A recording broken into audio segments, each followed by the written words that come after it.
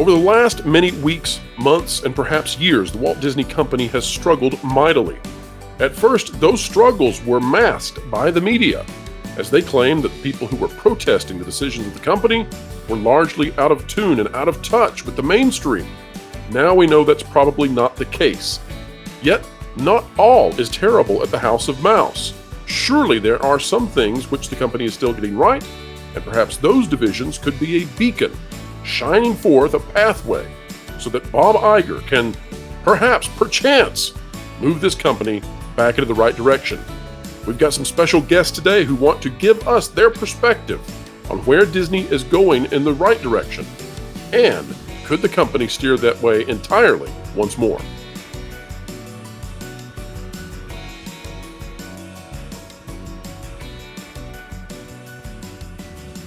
All right, folks, welcome back to another video of excellence here on the WDW Pro channel. Each and every day we are here to explain entertainment and keep you ahead of the culture curve. Now, why does that matter? It matters because culture and entertainment and the things that we want to do, well, they're a huge part of our lives. And if you love people, then you probably love the things that people do.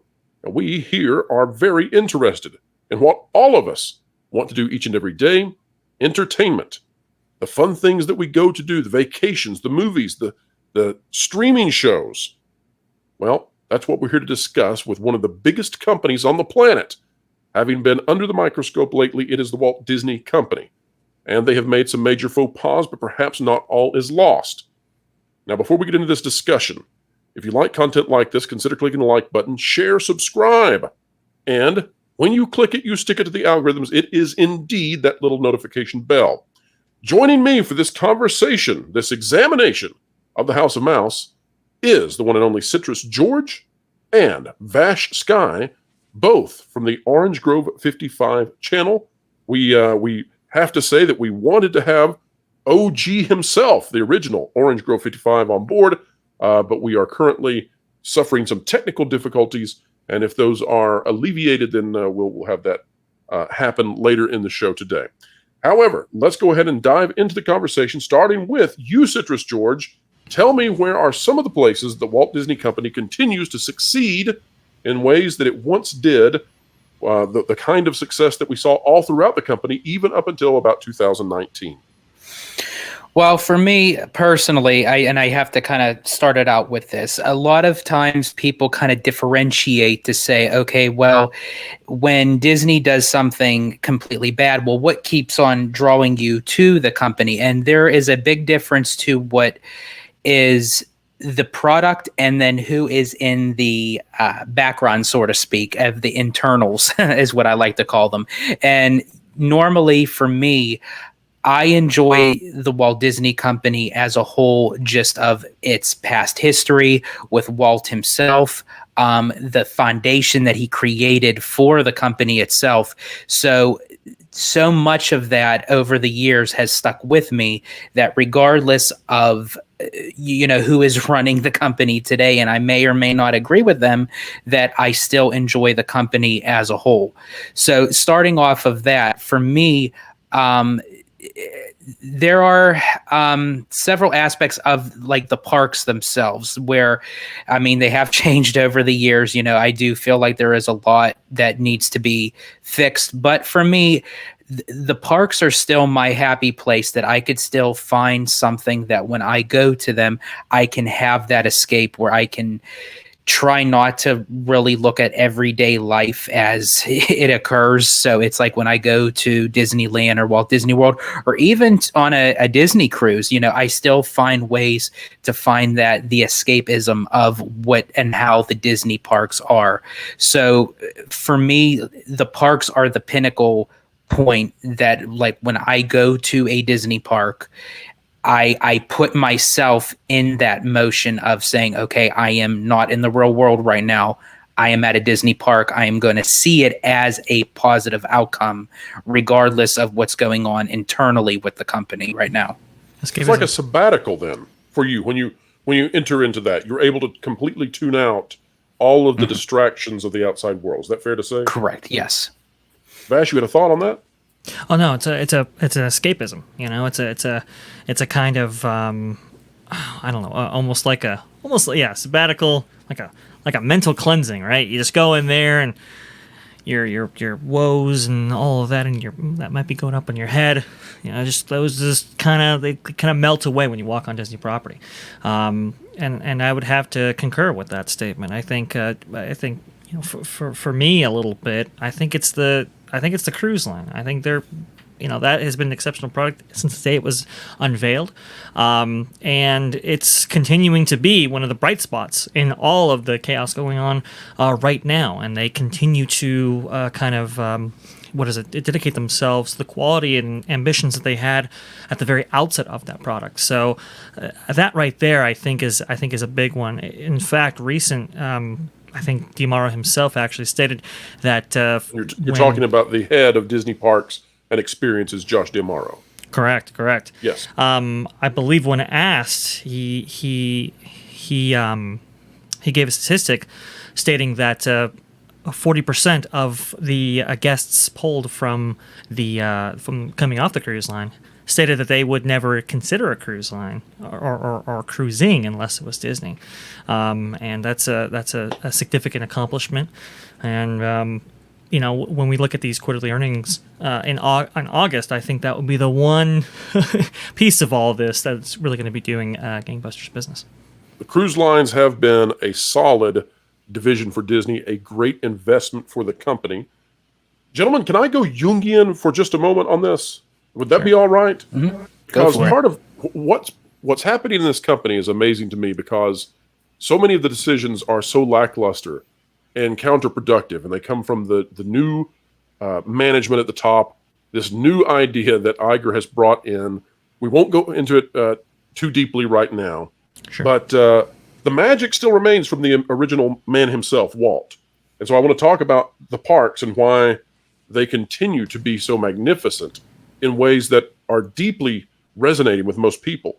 And folks, if you're not used to this type of content on the channel, we'll be talking about some more Lucasfilm stuff later today. Hang in there. We're going to be talking about Ahsoka, and there's plenty of craziness that's just come out. So I'll have that for you at 3:30 p.m. Eastern time if you're watching this video at release. But in terms of the parks, I just want to lay out the genius of the original Imagineers and Walt himself when they were designing the castle parks. And folks out there listening, pay close attention. You're going to learn something right now that I think is quite marvelous. Here's how this is laid out so that it resonates with people no matter your language, no matter your background. This goes right to the heart of the human experience. When you enter into Main Street and you're walking down Main Street, USA, you are walking through the innocence and the potential of Walt's childhood. You are seeing the pristine vision of what it could be if you reached your full potential as someone who endeavors to be an entrepreneur, which is what Walt wanted to be, right? And that's the whole idea behind this Main Street USA in its most pristine, ideal kind of condition. And as you walk through Walt's childhood, what do you see at the end of that? Well, you see that if you endeavor in the best ways possible, if you could possibly manage to overcome the hurdles that face you, and you maximize your potential through this economy that Walt took hold of as a child, then at the end of that is a castle. But the castle is not just simply any old castle. It's a fantasy castle surrounded by a garden. Now, what is a garden? Well, a garden is the coming together of civilization and nature in the best way possible, right? It is the managing and patterned control of the best of both of those worlds. Plants, animals, humanity together in harmony, right? And so you could go back thousands of years, and these were the wonders of the world were gardens. The gardens of Babylon come to mind here. The Garden of Eden is presented as a paradisal kind of situation, the ideal for humanity. And of course, right there in that garden, this garden that has no walls, which means that it's a safe place to be, is a castle. And the castle holds back all of these different lands beyond the garden which you might say is sort of the potential achieved of Walt Disney. Behind the castle, which again is unwalled, and thus it is a safe place, are all of the various lands of imagination that one might be able to explore if they could just become sufficient enough to reach that state that Walt desired. And so walking down Main Street USA towards the castle is literally like a walk down sort of a subconscious ideal of what it is to achieve your dreams and then to go beyond that state of wonder into pure imagination and storytelling. It is an amazing piece of design work. And that is why that whatever other theme parks you might come up with, whatever other designs you might come up with, it is really, really hard to beat the genius in that. And it impacts people to such a degree that people are brought to tears when they first enter Main Street USA and see the castle behind them. People don't know why. People don't know why am I crying? They don't know, why are these other strangers crying? Why am I wanting to get a picture in front of this thing? And you don't stop and think, oh, because I'm walking down the idea that if you work very, very, very hard in the perfect conditions, then you might be able to achieve your dreams as well. And this is a giant, massive, highly trafficked metaphor for that idea. So that's the kind of magnificence that is the legacy of the Walt Disney Company. Unfortunately for me, I don't see that there are many people left working in the company, at least in positions of power, who have that kind of competency to pull something like that off. Yeah. But let's go now to Citrus George again. George, what are some things that Disney, in let's say the last 5 years, has done remarkably well that perhaps captures some of that magic that those geniuses of old were able to somehow grasp hold of for at least a short period of time? So for me, if I could add on actually an extra year, because it would make it 6 years, Pandora actually at Animal Kingdom for me was one of the almost the last lands that I feel signified when you walk into that land, you are engulfed in the immersive storytelling without even stepping foot into an attraction. Just the land, its cohesiveness, its surroundings, its environment, the scents, the smells, the sounds. It embodies you, that you feel like you're in that moment where whatever the story is trying to convey to people as they walk into this land, you are walking onto Pandora. And the last time that I felt that way was when I went for the opening of Cars Land at DCA. Those two lands themselves were one of the most remarkable ways that when you walk into there, every which way you turn, you are completely escaped into that story. And unfortunately, I wanted to feel that way with Galaxy's Edge. Galaxy's Edge as a whole, as a land, is breathtaking. But I mentioned this many times on Orange Grove 55. I feel like there's no pulse to that land. The land itself, it's fine, but it needs more meat and potatoes in that pot. When you say it has no pulse, then the way that I would go with that is that you are indicating that it's sort of static and not dynamic. Is that what Correct. you did say? Yes, it needs a lot of life breathing into it. Like when they promised us, we would have aliens and droids and the banthas and music playing, and it lacks that cohesive storytelling that it just feels like we're just passing through a land just to get to an attraction. I want to feel the storytelling within the land before I even reach that attraction. Well, that is a great point. Vash, let's bounce off of that storytelling aspect. We've seen also that the Walt Disney Company has struggled mightily at the box office. Yesterday, I had a video out talking about the total reduction in box office revenues from their high in 2019 until 2023. Yeah, it's a 70% reduction in overall box office revenues. And it's not as if it's because of the pandemic and the company is rebounding, yada, yada, yada. No, they're down from 2022. They're decreasing. So, in my opinion, this has to do with storytelling. Talk to us about what made some of those movies magical back in 2019, 2018, 17, etc., that the company clearly has lost. I think part of it has to do with, the people making it. I mean, when you have the Russo brothers wanting to just bring the biggest, baddest, Marvel team up to life and are really passionate about those characters, and you can feel that passion reverberate from them when talking about those characters, especially Captain America and others. It's like, wow, I mean, these are the right guys to make this movie and to bring this vision to life. I understand people had problems with Endgame. It's not necessarily a perfect movie. Some people feel that Infinity War was better, that kind of thing, but it I don't know. There were the energy was palpable, right? I mean, when Captain America grabs Thor's hammer, I mean, yeah, there's not a quiet theater at that moment that you could have found on opening night. I mean, it was crazy. It was insane. And so I think one of the things is you had creators at that time who were far more in tune with what the audience wanted, delivering the best product they possibly could, and deliver on messaging that resonates, just like the parks, right? And no matter what creed, culture, religion you actually come from, it could resonate with you.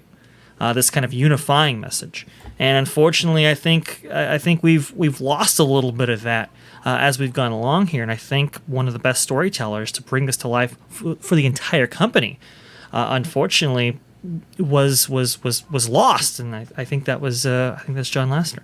I mean, when he was, his name as executive producer was on almost every single Disney product that was put out for I want to say a good 10 plus years, right?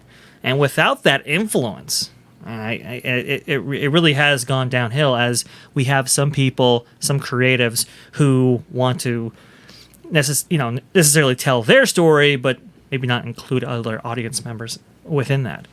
Well, we've referenced in the past on this channel the Pareto principle. It's the idea that at the very highest levels of production, that the people who produce at the highest levels produce at such a vast level beyond what the average person does, that to get rid of a genius who's riding at the end of that Pareto principle is insanity, because you can't fathom the level of creative success that they can achieve versus any other person you could ever find. And it's the same idea. You can find this across a plethora of different domains. If you were to take a look at basketball, for example, the very, very, very best, they are so much better than the next level down that it's insanity. And so you might look at like a Michael Jordan. How much better is a Michael Jordan? Well, take him off a team and see what happens, and you'll find out. And that's what's happened with the John Lasseter situation. Now, Vash, I don't know if you've seen the latest photos that were leaked out from Deadpool 3. This is a film that I still have hope for. And so this is one of those things that I'm looking at Disney and saying, please get this right. Save yourselves. But they've got the leaked image of Ryan Reynolds in costume and also Hugh Jackman playing Wolverine in the classic animated blue and yellow Wolverine costume. Right. It looks insane. Vash, is that one that you are holding out hope for? And are there any other films on the horizon that Disney might be able to succeed with? I am holding out hope for that film. I think I think it's interesting, these kind of films that have, I don't know, these big personalities attached to them have been kind of the most successful, as we've seen. Like, take a look at Top Gun Maverick, for example. There was so much influence from Tom Cruise into that it kind of insulated it from maybe the more modern aspects of Hollywood kind of reaching their tendrils into it, right? Holding it off for a certain release date so that it could go wide in theaters. That's all Tom Cruise, and you can see that influence, and I think that's why people resonate towards that, because he's kind of part of this old school, right? So when I see Ryan Reynolds attached to this thing, I'm thinking, maybe we get a little bit of that. Maybe he has a little bit of creative control where in regards to this character, and hopefully that can insulate it a little bit from this devastating influence that we have seen from certain areas of the Walt Disney Company. When I see Wolverine in his classic costume, I am reminded how people did want to see Wolverine in that costume, and how I believe at the end of one of the Wolverine solo movies, that how they kind of teased it, right, where he opens up the case and maybe he'll actually wear it. To see him wearing it, I mean, some people did actually want that. So I don't know. Some of these things are augmented by post-production work and stuff like that. I take a wait and see approach with this, but I am very optimistic about that film in particular. Great points. Now, George, I'm going to ask you what I consider to be a difficult question, but I think you'll knock it out of the park. So, audience, let's see how George does on this one. We currently have a crew of people at the Walt Disney Company who do not seem to respect the legacy of it. They are not using the company in the way that would bring forth the best results, either creatively or financially. As the company will undoubtedly need to seek new blood and bring in new people to help usher in a new era, what would you tell people is the essence of the magic that once was with this company that needs to be rekindled? I think, honestly, for me, I'm going to try to put my words eloquently of how I can say this.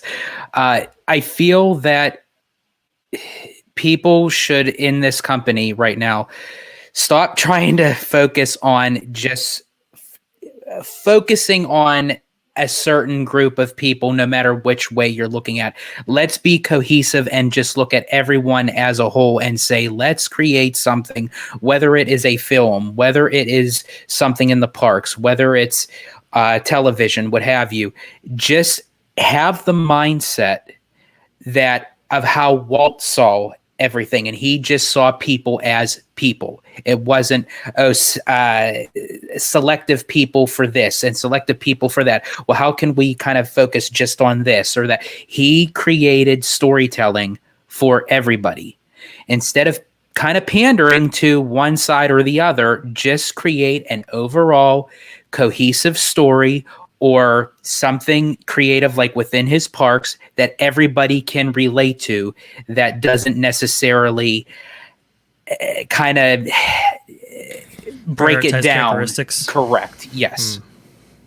Well, let me hand this to both of you then. The Walt Disney Company, it's sort of a palpable thing. Right now you can feel in society that it's contentious. And that's what we've seen in the recent Axios Harris polling. We've seen that this company has went from being completely non-contentious, non-divisive to the 5th most divisive company in North America, which is, I mean, that's crazy for a children's entertainment and family entertainment corporation. Correct. But I turn this over to both of you. What is it that we need to be fighting for in terms of fans of Disney as it once was, who now recognize that there are legitimate complaints from society at large now? What are we fighting for? Do we want Disney to turn over a new leaf? Do we want them to offer a mea culpa?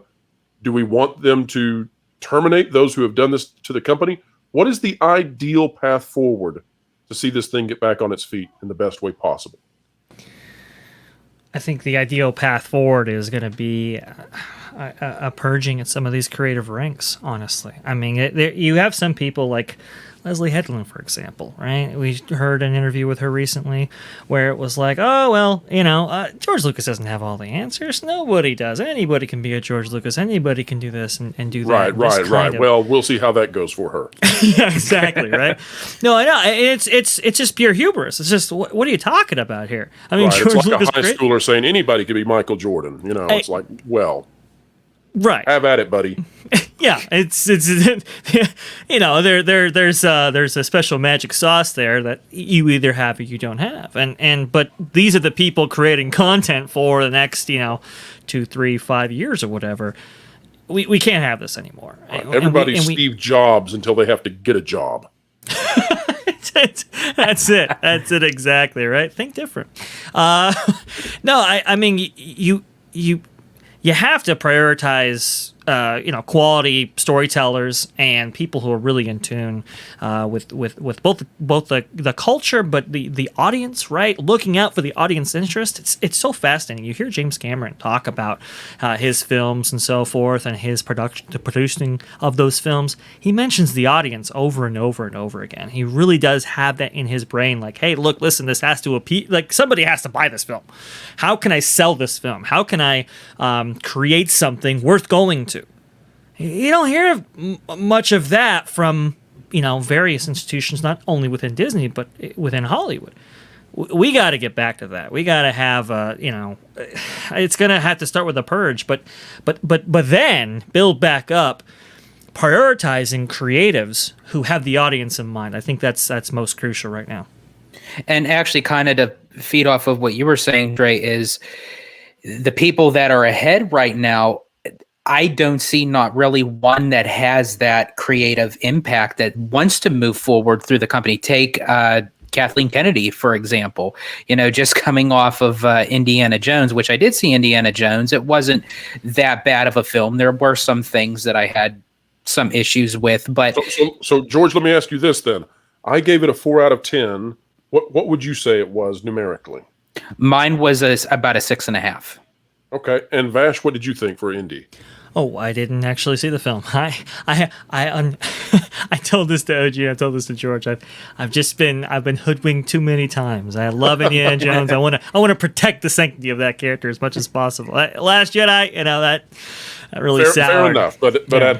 At a budget of what we presume to be $350 million, George, fair to say that getting a 6.5 out of that is probably not sufficient.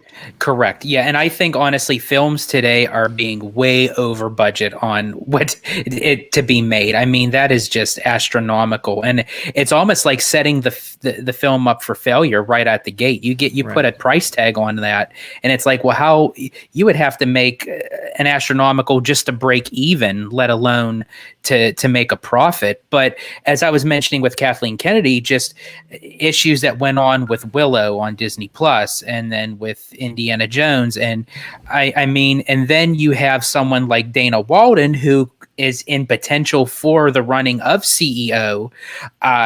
Nothing really said in all aspects, but she accompanied Iger to the Academy Awards, went along with him to Disneyland Paris. So it kind of showed signs that, she could potentially be in the running. But then when you have someone like Walden, who is now sticking up for Kennedy, who I feel, in my personal opinion, Kennedy should have been gone a long time ago, then it now puts Iger in the position to say, okay, is Walden the best choice to then have to run CEO? Is it going to go dig it down into the rabbit hole more? And I personally feel like history is going to repeat itself, and Iger is going to have an extension of his contract until they find somebody.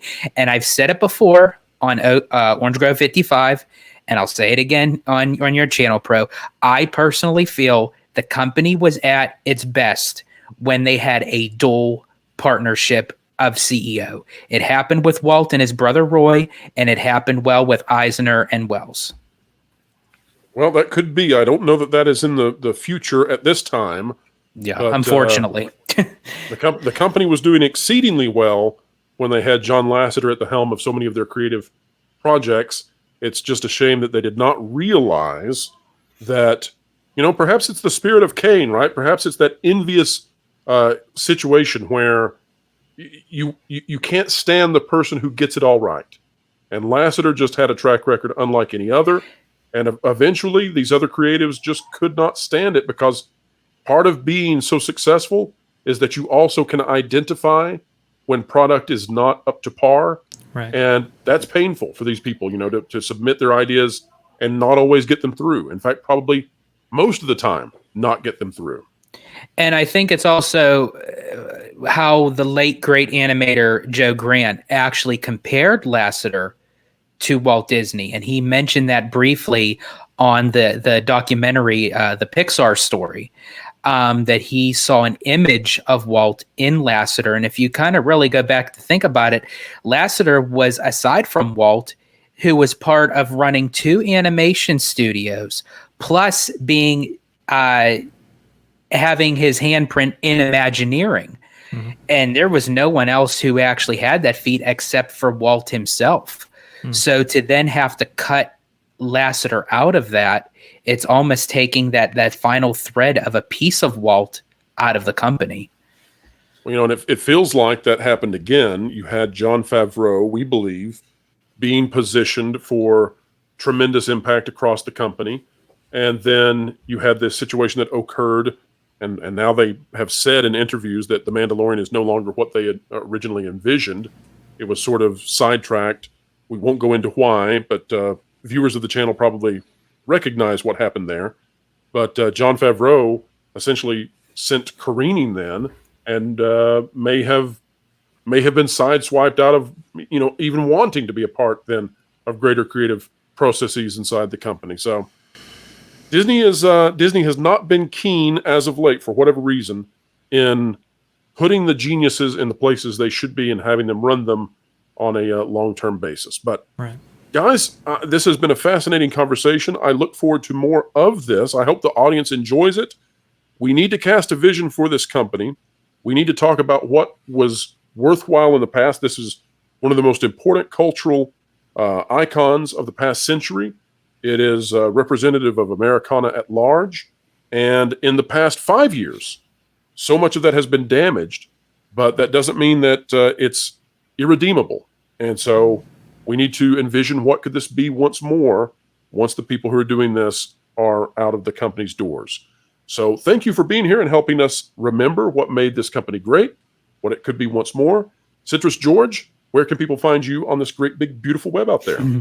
Absolutely. You can find me on Twitter at Disney George. You could check out the podcast I am part of called A Walk with Walt if you want to find out a lot more of the rich history and the behind the scenes of the man, the myth, the legend himself, Mr. Walt Disney. Please check out A Walk with Walt podcast. And of course, you'll find me on my home base on Orange Grove 55 with Citrus Corner with all that sweet, juicy, but sometimes sticky Disney news and info. Love it. And Vash, where can we find you? The best place to find me is going to be on Twitter. It's right down there. Just go ahead and type it in, and it should pop up. And if you want to go ahead and see me, it's going to be on Orange Grove 55, where I'm usually doing videos with this guy right here to the left of me. But I have my show on there, Freshly Squeezed, your source for juice, news, and info, squeezed fresh, right from the Grove. And we sure do hate the fact that we were unable to get the OG himself, Orange Grove 55, onto this video. We made attempts, but there were technical difficulties, and we will save that for another time. He's been on the channel before. We'll make sure it happens again. Folks, let us know down in the comments what you think. What is worth saving in the Walt Disney Company? And tell us, too, do you think it's too late? Do you think it's gone too far? I tend to say no, that hope springs eternal. And just like some of the worst of us, some of the people out there like you and me who have made horrible decisions in our lives, we're redeemable. We can be brought back, and there are good things yet ahead. And perhaps the same is true for the Walt Disney Company, although boy, oh boy, have they put themselves in some serious pickles at this point in time. Well, folks, if you like content like this, consider clicking the like button, share, subscribe, and that little notification bell. When you click it, you stick it to the algorithms. All right, that's a wrap for now. We will catch you this afternoon as we will be breaking big news out of Lucasfilm. It's going to be legit. We're bringing the receipts. You're going to want to be there at 3:30 p.m. Eastern Time. Wherever you are, whatever you're doing, keep learning, keep growing, and keep having fun. Make sure to catch The Pro Show Thursdays 5 to 7 Eastern Time. Entertainment Explained, The Culture Curve Conquered, live with Pro and all his friends.